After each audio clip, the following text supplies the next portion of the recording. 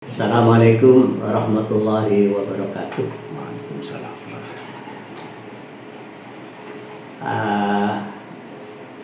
Sore ini saya akan berbincang-bincang dengan seorang dosen, yaitu Dr. Hermanto Jafar. Beliau adalah dosen filsafat Islam di Fakultas Usuluddin dan Filsafat Universitas Islam Negeri Sunan Ampel, Surabaya. Kita akan membahas berkaitan dengan gerakan-gerakan Islam atau gerakan-gerakan yang menamakan dirinya Islam dan yang berkaitan dengan itu. Kita ini tiba-tiba dikejutkan dengan peristiwa bom bunuh diri di Gereja Katedral Makassar. Berapa pandangan masyarakat atau anggapan masyarakat bahwa hal-hal seperti ini sudah tidak akan ada lagi, gitu. Orang terkejut semua, pemerintah, polisi kaget semua. Kok masih ada hal-hal begini? Dan ternyata menurut versinya polisi bahwa pelaku gerakan atau pelaku peledakan bom bunuh diri ini adalah berkaitan dengan Jamaah Ansarud Daulah. Ketika melihat namanya Jamaah Ansarud Daulah, kita lalu berpikir bahwa ini adalah orang Islam lah paling tidak. Pas pemahamannya bagaimana. Nah, untuk itu bagaimana menurut Pak Herman? Adakah kaitan antara fundamentalisme Islam dengan krisis intelektualisme Islam? Kira-kira bagaimana? Oke, terima kasih kepada Pak Kiai Syafiq. Kalau kita melihat fenomena bom bunuh diri, sesungguhnya tidak bisa lepas dari tiga hal. Yang pertama itu adalah adanya gerakan-gerakan yang telah disebutkan oleh Pak Kiai Syafiq tadi, itu adalah gerakan fundamentalisme yang berbasis kepada agama. Kemudian yang kedua, ini juga dipengaruhi oleh adanya pemahaman-pemahaman yang salah, bukan hanya kurang benar, tapi salah, baik secara akademis maupun secara mainstream pemahaman secara umum orang-orang Islam yang ada di Indonesia terhadap makna jihad. Kemudian yang ketiga, ini juga tidak bisa terlepas dari perkembangan kebangkitan Islam secara global, secara internasional. Ini juga mempengaruhi perkembangan kebangkitan Islam di Indonesia. Baik, yang pertama, ini harus kita telusuri dulu juga dengan gerakan-gerakan kebangkitan di dalam Islam. Kebangkitan Islam, kalau di dalam terminologi Arab itu disebut dengan Nahdoh. Nahdoh itu kebangkitan. Ini lebih tepat dengan kata-kata Nahdoh karena konsep kata-kata kebangkitan Nahdoh ini kalau di Inggris, di Barat itu lebih dikenal dengan istilah resurgence, yaitu suatu kebangkitan umat Islam untuk mencapai kepada kejayaan Islam yang ingin melakukan pemaknaan ulang secara kreatif teks-teks suci Al-Quran dikaitkan dengan kondisi sekarang. Ini berbeda dengan revivalisme. Nah, revivalisme ini suatu gerakan kebangkitan Islam yang ingin Islam itu bangkit seperti pada era kebangkitan awal Islam. Jadi kalau orang mencuri dipotong tangan, kalau orang berzina dirajam. Nah, ini pemahaman-pemahamannya masih cenderung tekstual. Padahal perkembangan zaman ini berbeda. Nah, kelompok-kelompok orang yang melakukan usaha pembunuh diri, bom bunuh diri, yang mengatasnamakan jihad karena mereka memasuki satu gerakan kebangkitan Islam yang mempunyai pemahaman yang cenderung revivalisme.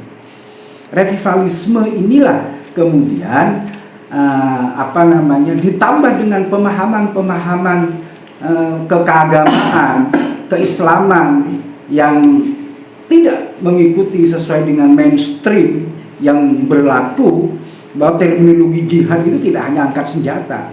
Kalau merujuk kepada apa yang disampaikan oleh Nabi, bahwa jihad yang terbesar itu adalah bukan angkat senjata, kata Nabi, tapi jihad melawan hawa nafsu. Berarti orang yang melakukan usaha bunuh diri itu belum berjihad. Jadi kalau diiming-imingi dengan bidadari yang ada ustadz selebritis yang selalu mengaitkan dengan bidadari yang berubah-ubah jumlahnya, itu salah total pemahamannya ini. Ini yang pertama. Kemudian yang kedua, ada gerakan yang cenderung fundamentalisme yang ini berhubungan dengan gerakan Islam milenialisme.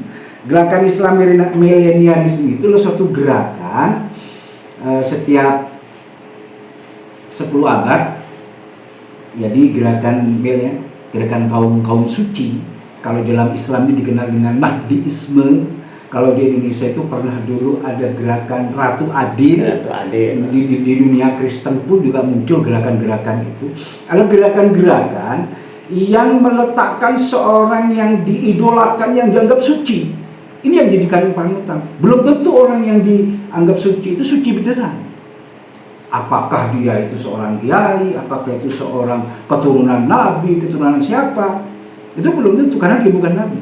Nah, artinya kecenderungan kita untuk melakukan suatu penafsiran sesuai dengan kehendak kelompok dan ideologinya itu lebih tinggi. Nah, gerakan-gerakan yang muncul di Indonesia ini juga mempunyai patron, sebangsa patron klien itu. Jadi ada patron yang dianggap suci gitu. Kalau umpamanya di FPI lah, kita sebut FPI ada Rizik, dia dianggap keturunan Nabi. Lah kemudian oleh pengikutnya di framing seperti itu, bahwa Habib Rizik itu suci. Kemudian di Ansarud Daulat itu ada tokohnya, di gerakan ini ada tokohnya. Nah ini yang kemudian menjelma menjadi sebuah argumentum ad hominem. Kalau pinjam bahasanya Kiai Syafiq dulu waktu kuliah itu pernah punya tulisan tentang logika. Itu ada yang namanya idol of market. Jadi idola yang sesuai dengan pasar. Lah pasarnya sekarang ini model begitu, yang ngikuti. Sekalipun pasar itu tidak berarti menjamin kebenaran. Nah, argumentum ad hominem di dalam logika itu adalah sebuah argumen-argumen yang dilakukan oleh seseorang yang didasarkan kepada orangnya. Pokoknya kalau itu yang ngomong pasti benar.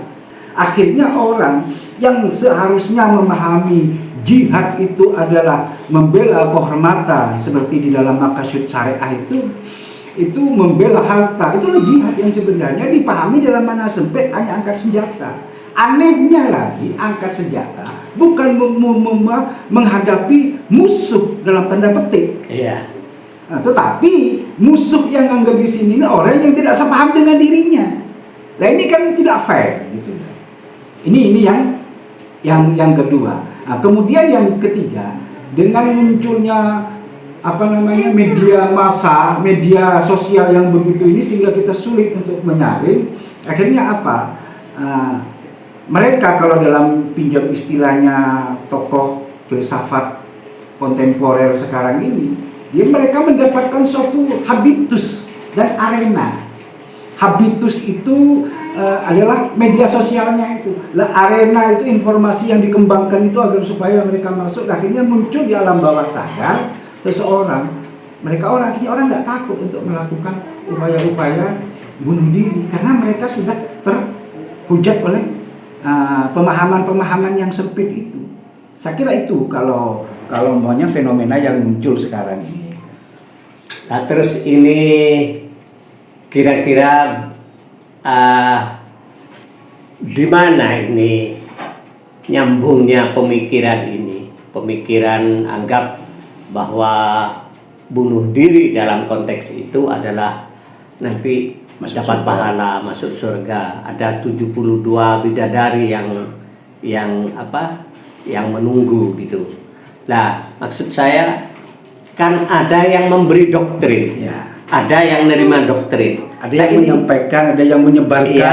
gitu. Nah, ini bagaimana sebenarnya mereka yang menurut pandangan yang umum, maksud saya kebenaran yang umum, mereka yang mendapat doktrin ini apakah memang tidak punya pengetahuan agama sama sekali? Terus yang memberi doktrin ini apakah betul-betul orang yang paham tentang agama? Terlepas pemahamannya bagaimana, apakah menurut pandangan yang moderat bahwa itu paham sesat dan lain sebagainya. Ya, begini ya Syafiq, ketika masuk kepada problem seperti ini, itu memang kita merunutnya ini panjang. Dalam pengertian doktrin semacam ini sesungguhnya tidak dalam tempo yang singkat, tapi ini sudah lama menyebar dan ditanam dengan pola-pola pendekatan strategi perang. Jadi kelompok-kelompok orang yang memang mempunyai brainwashing, gitu. Nah, pemahaman umum, umpamanya orang melihat jihad itu adalah membela keluarga, membela kehormatan, membela harta, mengangkat senjata itu hanya terminologi kecil. Kalau umpamanya di dalam terminologi Al-Quran, jihad itu orang yang sungguh-sungguh, berarti orang yang belajar sungguh-sungguh, orang yang kerja sungguh, itu jihad. Nah, kemudian ini mendapat pemahaman-pemahaman yang nuansa teologis ketika memang dulu pada zaman Nabi itu memang berjihad, perang menghadapi musuh-musuh Nabi waktu itu yang menindas. Jadi orang yang wajib diperangi kalau merujuk kepada ini, orang yang menindas. Jadi orang kafir pada waktu itu kalau tidak menindas masih tidak dianggap sebagai kafir. Sekalipun orang itu seagama, kalau kafir itu menindas. Nah, ini perkembangan berikut dari para teolog pembebasan, bahwa jihad itu adalah kepada orang-orang yang menindas. Kafir, terminologi kafir itu adalah orang yang tidak hanya religius tapi juga menindas.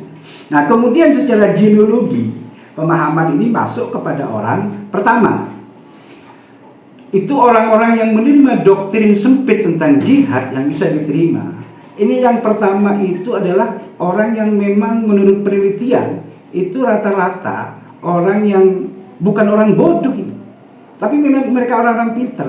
Tapi yang memang mereka pemahamannya cenderung one man dimensional, katanya orang-orang mazhab Hanbali, kacamata kuda, hitam putih. Jadi kalau dari salah, kalau dari ini benar. Nah, kemudian yang kedua, orang-orang yang memang di dalam pola pemahaman keagamaannya, mereka mempergunakan metode-metode saintis, metode-metode ilmiah yang itu bersifat deduksi dan induksi. Kemudian yang ketiga, mereka memang tidak bisa disalahkan 100% gitu. Tapi memang ini juga berdampak berkaitan dengan persoalan global dari orang-orang non Islam atau orang-orang Barat. Orang-orang Barat yang kadang-kadang memframing orang Islam itu dengan makna negatif, ini kemudian juga bangkit.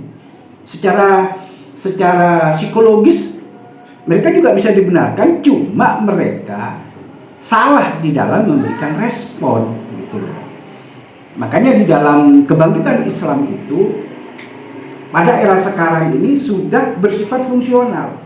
Artinya Barat dan Islam ini sama-sama berdiri pada pola sejajar, dan ini saling membutuhkan. Kalau masih pada periode ontologis, masih periode nasionalis, tidak ada masalah ini. Benar apa yang memang dikatakan Gus Dur itu, merawat persatuan, merayat demokrasi, merawat kebersamaan, ini yang paling sulit daripada membangun. Karena itu kenapa Gus Dur beserta seluruh keluarganya sampai sekarang ini memang benar-benar berjuang untuk merawat agar supaya Indonesia ini utuh. Indonesia ini utuh. Kenapa Indonesia harus utuh? Karena Indonesia ini adalah sumbangsih Nahdlatul. Kalau di Indonesia itu perannya para ulama itu benar-benar luar biasa ya. Bukan hanya luar biasa. Ya. Kalau tidak ada ulama, tidak mungkin NKRI ini bisa berdiri. Dari ulama versi firqah apapun, versi mazhab apapun, semua ulama ikut berjuang untuk mendirikan NKRI. Karena itulah ke depan kita ini harus benar-benar merawat. Lalu untuk merawat ini maka harus perlu yang namanya sosialisasi pendidikan spiritual. Jadi begini terakhir ini ya, salah satu terjadinya peristiwa seperti itu ya, artinya pandangan-pandangan bahwa mereka itu tidak paham agama Islam secara utuh. Itu berarti kan terjadi di kalangan Islam ini terjadi krisis intelektualis, Ya. Krisis intelektual. Lalu ada orang berpendapat dalam konteks ini Hidayat Bagir ya, bahwa terjadinya krisis intelektualisme itu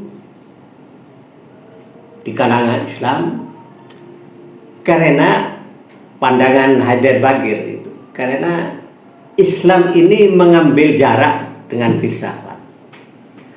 Kalau saya dulu yang diajarkan oleh Allahyarham Pak Tarsan bahwa filsafat ini kan induknya ilmu. Nah ini gimana? Sehingga ketika kita mengambil jarak dengan filsafat, maka terjadilah krisis intelektualisme Islam. Kira-kira gimana? Kalau sepengetahuan saya, memang Islam dulu, peradaban Islam itu maju karena mereka dekat dengan filsafat. Tapi ketika mereka sekarang menjauh dengan filsafat, krisis intelektualisme itu muncul. Karena apa? Karena kehilangan daya kritis dan daya inovatif. Dalam filsafat itu muncullah apa yang disebut dengan kritis dan inovatif. Kritis di sini ini bukan kritis dalam pengertian ngeritik tok, tapi kritis yang bersifat dialektis. Jadi kritisisme dari Kant umpamanya, dialektikanya seperti dari Hegel melahirkan sintesis negara. Nah, kemudian pada era-era saat ini ini sudah di dunia barat, ini sudah mulai terjadi apa yang disebut dengan fenomena dunia terbalik. Orang-orang barat, mau yang beragama Islam maupun yang tidak, ini sekarang mereka banyak berbondong-bondong mempelajari Islam. Kenapa? Karena Islam pun dianggap sebagai suatu peradaban yang bukan diakui eksistensinya. Yang saya katakan tadi bersifat fungsional sudah. Nah, sekarang bagaimana kita membaca semua persoalan ini dengan menggunakan paradigma Al-Quran yang dibaca dengan filsafat. Jangan filsafat dibaca dengan Quran, nanti akhirnya menjadi legitimasi. Jadi bagaimana fenomena politik dalam Al-Quran? Al-Quran berbicara politik begini. Bagaimana kacamata filsafat? Ini yang saya katakan harus ada yang namanya terjadi dialog antara Islamic Sciences dengan Social Sciences, Humaniora Sciences. Ini kemudian pembacaan kita imbang gitu ya. Jadi kalau umpamanya contoh, kenapa Al-Quran, kenapa Islam dan Al-Quran menetapkan sholat 5 waktu? Sekalipun di dalam Al-Quran itu tidak disebut 5 waktu jelas, itu di hadis yang ada. Dan kenapa sampai begini? Nah ini baru dibaca dengan paradigma filsafat. Gitu. Kenapa kok bisa 5 gitu? Kalau ada duhur asar, kenapa kok dibatasi waktu begini? Nah ini filsafat membaca. Ini, lah itulah kemudian kalau pinjam terminologi di dalam Al-Quran, Nabi Ibrahim itu simbol bagaimana seorang filosof mencari Tuhan. Nabi Ibrahim tahu kalau Tuhan itu ada dan satu.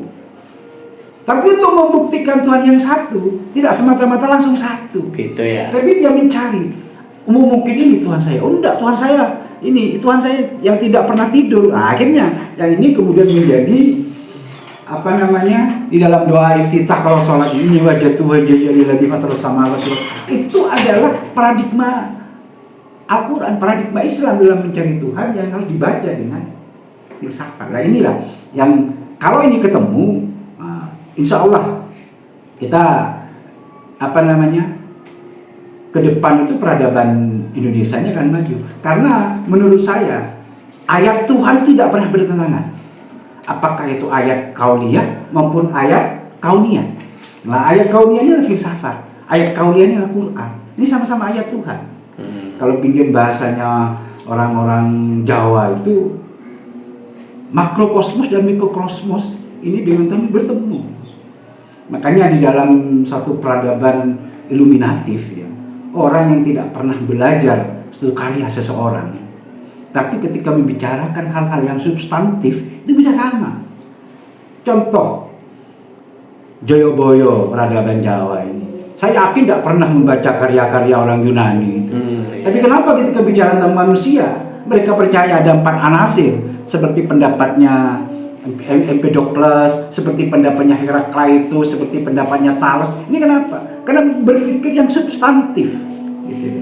Nah oleh karena itu ke depan orang Islam harus bagaimana memikirkan Indonesia, memikirkan umat yang substantif, jangan yang kategoris. Paling akhir ya, tapi kelompok-kelompok ini di Indonesia kan sangat minoritas. Artinya kelompok intelektual Islam, kelompok dosen, doktor. Terus masyarakat ini harus membumi istilah Gus Dur gitu ya.